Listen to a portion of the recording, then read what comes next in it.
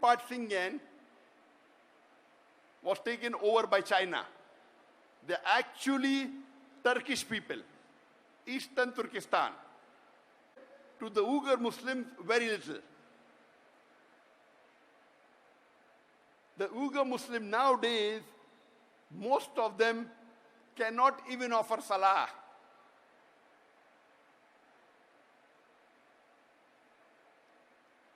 They're not allowed to fast. They are forced to have food during Ramadan. Many are forced to have alcohol. They aren't allowed to learn Arabic. And if they don't listen to the authorities, they are put into concentration camps. The Chinese government says this is re-education. Re-education. Many of the Uyghur Muslims in these concentration camps, they are tortured.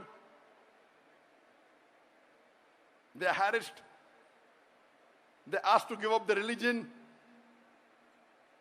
They are asked to follow communism. And those that are outside, they are being tracked by cameras, by face recognition. And this has been leaked by the human organization.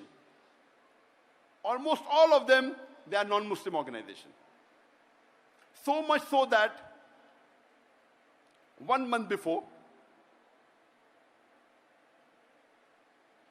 in July, there were 22 countries that wrote a letter to UN objecting on the human rights violation against the Uyghur Muslim in China.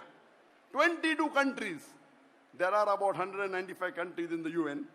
22 countries wrote a letter to UN saying there is human rights violation in China against the Uyghur Muslims. And do you know, out of these 22 countries, there was not a single Muslim country which objected. All of them were non-Muslim country, mostly European country. Isn't it a shame?